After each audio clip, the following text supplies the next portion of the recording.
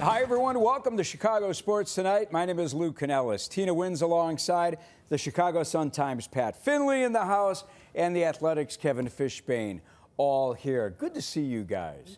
It's been about a month and a half. You guys typically come in after a Bears win, so I'm really happy you're back. Bears crushed the Browns 31-3. Biggest margin of victory for the Bears in a game in 5 years. Kevin Fishbain, were you surprised they made it look so easy over Cleveland?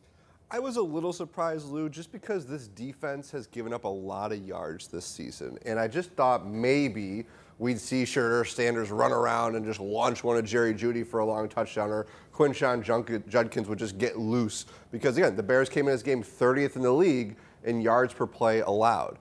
And credit the defense, credit Dennis Allen's group. They really clamped down. They had a phenomenal performance, really their best defensive performance in years, and the Browns couldn't do anything. So I was a little surprised, but once that game got going, you can kind of tell who was the more superior team.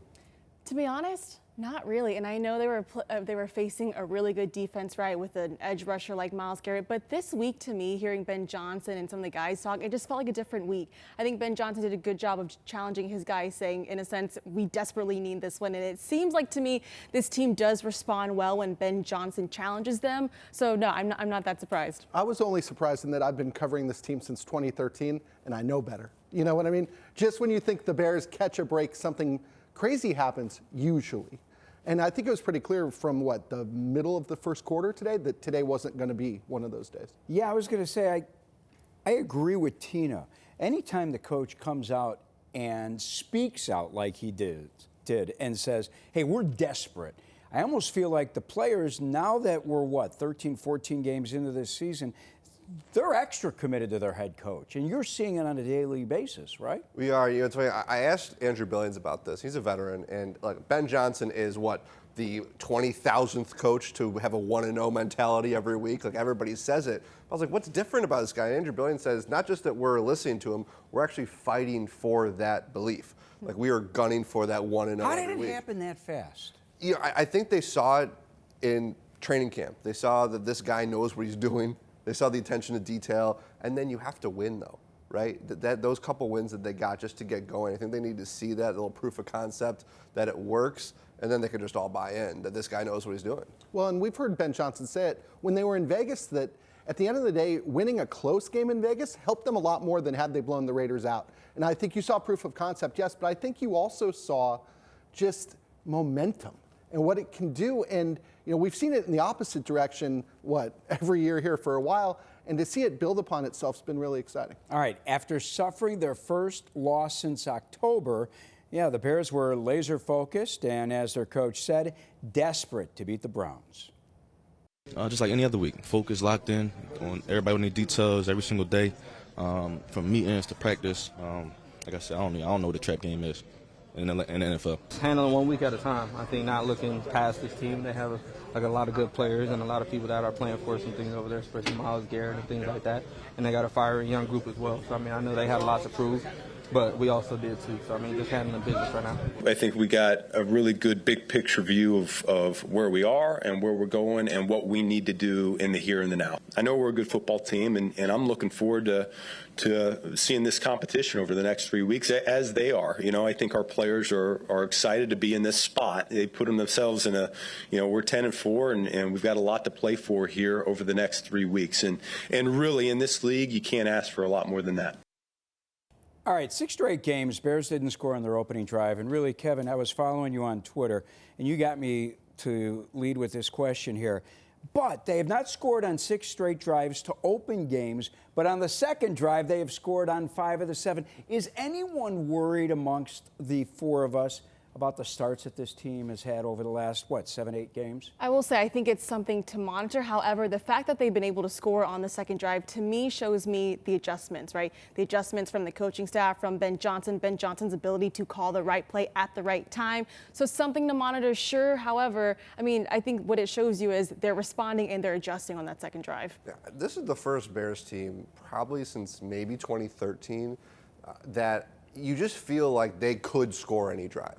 Like it's not that they're this high-octane offense that is just firing 30-yard bombs every time. It's just that you trust Ben Johnson, you trust the run game. You know that Caleb Williams is going to make his plays throughout the game. So you just kind of feel like, yeah, even if they go 3 and out in the first drive, like they're going to get after it. Look, they had a brutal start in Green Bay last week. They come back and score 21 points, and then they had a chance to make it 28. I think what was so impressive about it, too, was that Caleb, when we talked to him on Tuesday, somebody asked him, hey, what do you need to get better at? And he said 2 things, right?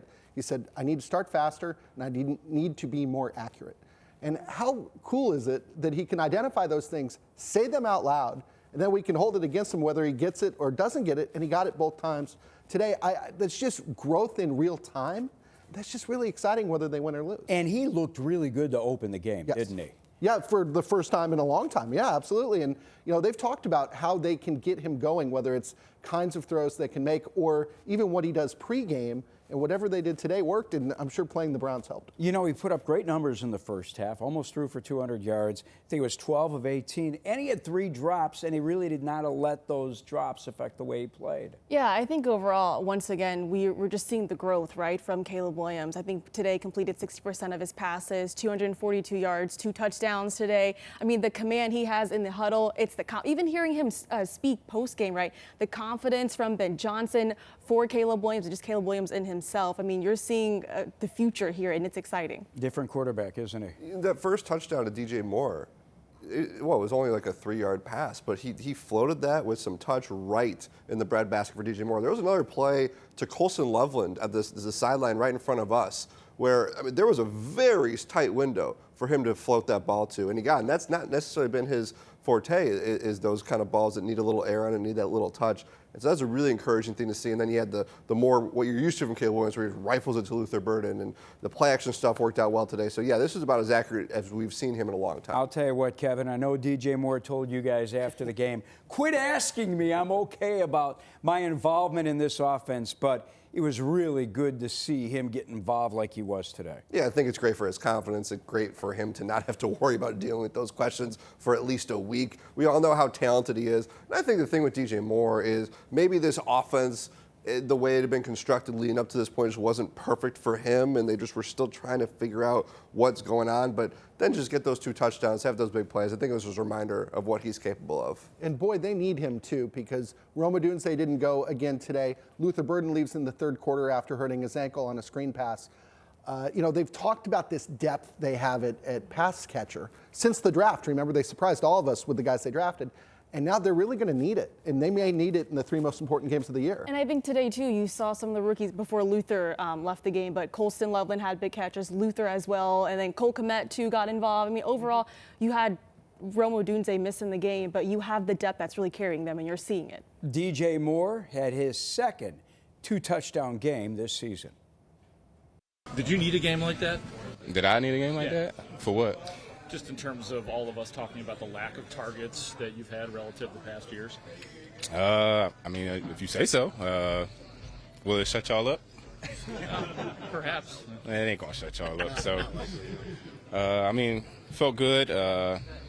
Always good to score at home, especially twice, and this time I'm not going to get fined. I actually tried to throw one to OZ versus the Eagles, and so, it's popped up. He beat his defender, beat the corner pretty bad, and then all I had to do was, throw a high back 5 is what we call it, back at the end zone, and, he went up and made a great play for us. DJ, is that any way an ill-advised throw from your point of view? Nah, I can make any throw. He's been playing this way every week, and it's just we haven't been able to get him the ball or get the ball in his hands, and so sometimes these things come in bunches. You kind of have a dry spell, and then all of a sudden he could come on hot here over the next 3 games and just really take off, and that's the way it tends to happen, which would be a good thing for us.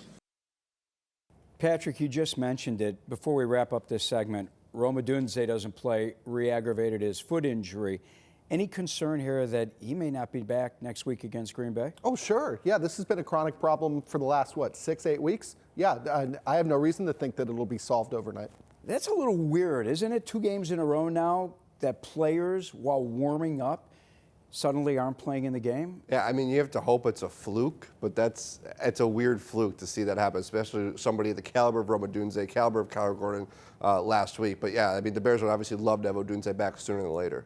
All right, I'm going to go with the Bears getting 3 takeaways against this Browns offense that's led by rookie quarterback Shedeur Sanders. The Bears are 8-0 and they get 2 or more takeaways in a game. The Browns have a -1 turnover differential. I think they can force the quarterback and this offense to make some mistakes. I'm taking a page from Cassie's bold prediction. Bears are going to come up with 3 turnovers. I think Shedeur Sanders will throw 3 picks. Hey, you got to watch Bears Game Day live, right? That's our bold prediction segment. This Bears discussion brought to you by High Definition by Xfinity. Introducing the 5-year price guarantee, one consistent internet price for the next 5 years, guaranteed. Kevin Fishbain from The Athletic, Tina Nguyen from Fox, Pat Finley, nice enough to join us from the Chicago Sun-Times. Boy, that Bears opportunistic defense came up with 3 more takeaways, all interceptions in this game. Pat, I'm going to start with you. Is this team too dependent? They're now 9-0, all right, 9-0 when 2 or more takeaways in a football game for the Bears. Are they too dependent with San Francisco, Green Bay, and Detroit coming up? Yeah, probably. I mean, I thought at the beginning of the year, boy, these guys are really lucky, right? You know, the ball's bouncing into their hands. And now the more they do it, you go, maybe they do have a knack for it. Jalen Johnson said it after the game today. Well, you are what you preach. Kevin, we've heard that every single year. We preach takeaways. We preach takeaways. That doesn't make them happen. But with this group, it's working. I was going to say, it's our 5th head coach, and I'm not sure how many defensive coordinators. And yeah, you hear that everywhere from every team. Everybody wants to take the ball away. And credit the Bears because they're doing it. And I think what was encouraging today, too, was the run defense. You know, they came in like, we have to stop Quinshon Judkins. Kept it to 1.8 yards per carry. Cleveland was 4 for 14 on 3rd down. A couple of those were on that final drive. So that's where the Bears are best, is those 3rd and longs. So that's why the run defense, that was a problem against Green Bay. They couldn't stop the run on those early downs, 3rd and shorts. Jordan Love takes advantage. So the takeaways is the best thing to do. 3rd down is the second best thing, but they have to get all those things fixed so that they can get those 3rd and longs. Kev, do you remember the takeaway bucket? Do you remember this? Oh, Sean yeah, Desai, defensive coordinator. Yeah. They had a trash can on wheels. They'd slam dunk a football into it. Everybody emphasizes it. These guys are actually doing it. And Tina, you had a chance to talk with Tom Thayer earlier tonight. And what did he tell you about takeaways? Tom Thayer is my best friend. I will say, can I say that on live TV? Tom Thayer is my best friend here. I will say, yeah, we did talk about that. And I think when you look at Dennis Allen and the system that he's got these guys in, it's really creating those kinds of opportunities. You got guys at the line of scrimmage, and you got 1 or 2 guys dropping back right. And today, it really confused a young rookie quarterback like Shedeur Sanders. And yes, Tom Thayer is still my best friend. Did you think they confused Sanders? It looked like they sure did. Yeah, I think so, especially in those 3rd and 4th quarter when the lead got built up. And look, you watch that DeMarco Jackson interception. I just don't think Shedeur Sanders saw him. And Jackson admitted he was a little fooled by the play action. He was going in for the run. He was backpedaling and then gets his hand up, knocks that ball to himself. So, yeah, I mean, those 3rd down defenses, they did not confuse Jordan Love very much last week, but they did a number on Shedeur Sanders. All right, Cleveland ran only 18 plays, got just 1 first down in that first quarter. Guys on D talked about how they shut down that Browns team. I can't say enough good things here about our defense. You know, I think this was really an outstanding performance. Outside of 1 or 2 plays, they really did a phenomenal job, you know, shutting down the run game, making it 2nd and long, 3rd and long, and getting off the field. When you combine that with the takeaways, once again, you know, 3 takeaways there in the second half, which were enormous for us. It really, I thought, carried the day for us. I mean, we take responsibility for everything. We know when we have a good game that is on the backs of us, and if not, then it's because we didn't do enough. So, I mean, for us, we got to make sure that the quarterback's on the ball a little longer, and then if he's not making plays on those quick throws. But other than that, I mean, I feel like we did a heck of a job top to bottom on defense. The rushers hit at home, and we were making them move the ball. By the way, I'm corrected. 18 plays, 1 first down in the entire first half. We talked about DeMarco Jackson, that interception. His first since? Appalachian State, 2021. Didn't want to steal your thunder. Another nice tweet. Now the Bears can talk about Saturday's game against Green Bay. Looking forward to that second matchup with the Packers. Yeah, I'm excited. Ended up obviously throwing the pick, as everybody knows, in those last moments, and kind of let that off the hook. I'm excited for the moment. It's you know, they're coming here, and it's another game for us, but I'm excited. Everybody's pissed off after last week. I mean, that's a great team we played in Green Bay. We accept our loss, and we know what we got to do this week to focus on us, really. It's not about nobody else but the Bears, and we got to do what we need to do to go in this Saturday and compete. All right, Tina, get me ready for the Bears and Packers on Saturday.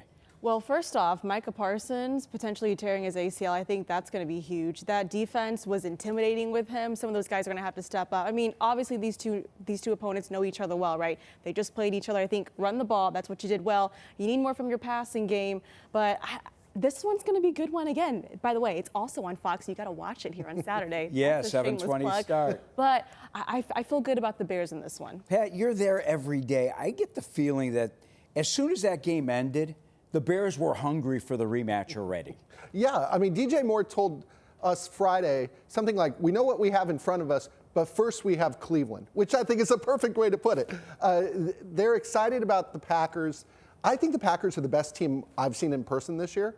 I also think this is probably the best chance the Bears have to win a game the rest of the season. Are they still the best team without Micah Parsons?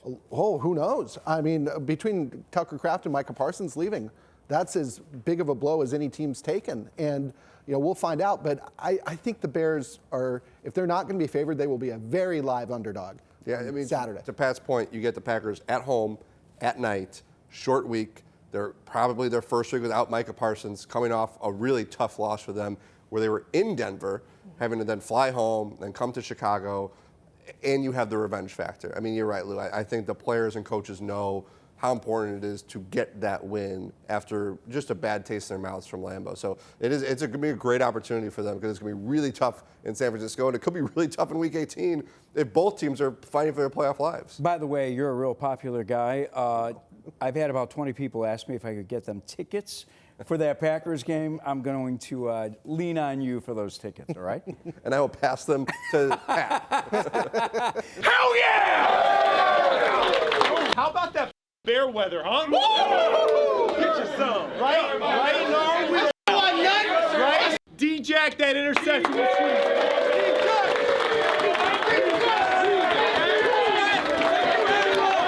4 catches, 69 yards, 2 touchdowns. DJ Moore!